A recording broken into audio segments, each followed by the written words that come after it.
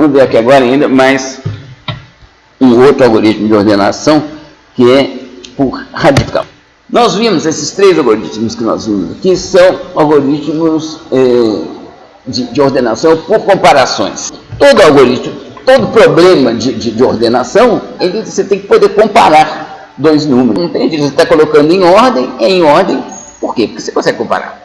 Então, eles são genéricos. Mas existem casos que você pode, como nós vamos ver aqui no exemplo, você pode usar características específicas da chave pela qual você está ordenando, você usa características dela e obtém algoritmos bem interessantes de ordenação, que não são gerais, mas são muito eficientes. E aí eu vou aproveitar e mostrar para vocês aqui uma maquininha que eu já usei bastante, que é uma classificadora de cartões perfurados. Aqui você tem um tantão de escaninhos, aqui você colocava uma pilha, a gente chama de um deck de cartões, você põe um deck de cartões. Esses escaninhos aqui, então você tem uns mecanismos aqui, umas esteiras, coisa assim, que faz o cartão passar rapidinho por aqui. E comandando um alçapão que tem em cada um desses escaninhos, você tem uma escova que, se tiver um furo no cartão, ela faz o contato elétrico, aí abaixa a armadilha para o cartão cair naquele lugar. Então ele cai no lugar onde tem o buraco. Então você regula para uma determinada coluna, aí passam os cartões, eles se distribuirão aqui conforme o valor que tem nessa coluna. Então, suponha que a gente colocou os nossos cartões nessa ordem aqui, e a gente regula a classificadora para que ela olhe para o dígito menos significativo. Então, o 506, na hora que ele passar, ele vai cair no escaninho 6. O 021 no escaninho 1, o 688 no escaninho 8, o 15 no escaninho 5, e por aí vai. Vocês reparem que, como os cartões, fisicamente, se você garante que a ordem que eles entrarem aqui, ou, por exemplo, aqui, o 021, ele veio antes do 541, é claro, ele chegou antes, ele estava antes na pilha de cartões.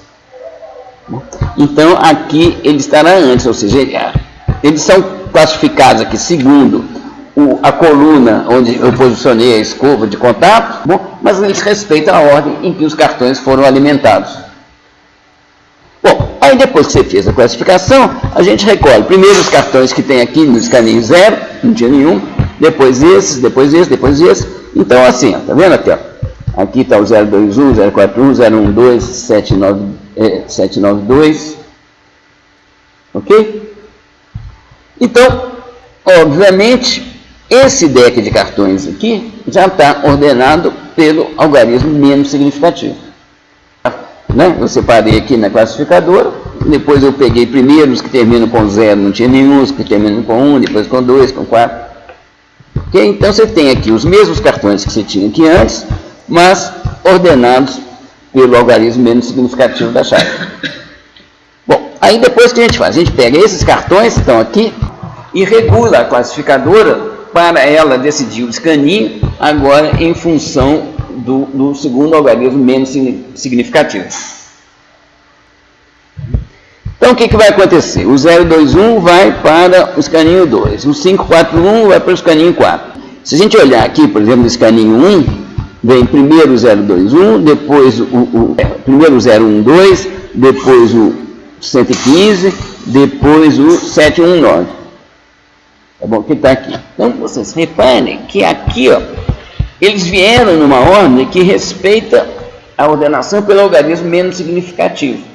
Então, aqui dentro, eles estarão classificados segundo o algarismo menos significativo e aqui dentro por ordem do algarismo menos significativo.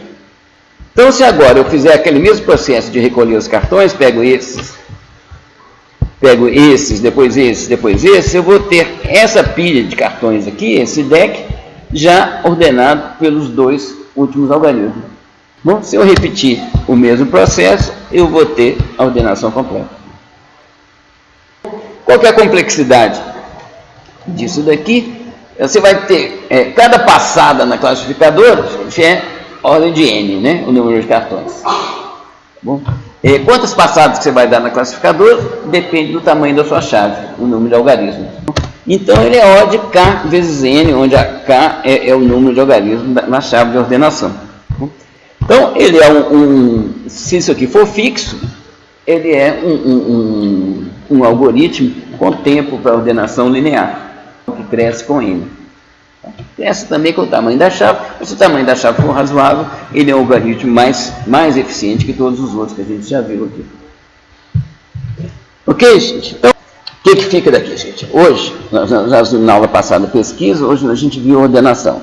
São problemas simples, que admitem uma grande diversidade de soluções. A gente tem milhares de algoritmos para ordenação. São soluções interessantes, que ilustram ideias algorítmicas que vocês poderão aplicar em outras ocasiões, e que vocês tiverem, vocês necessitarem efetivamente de programar.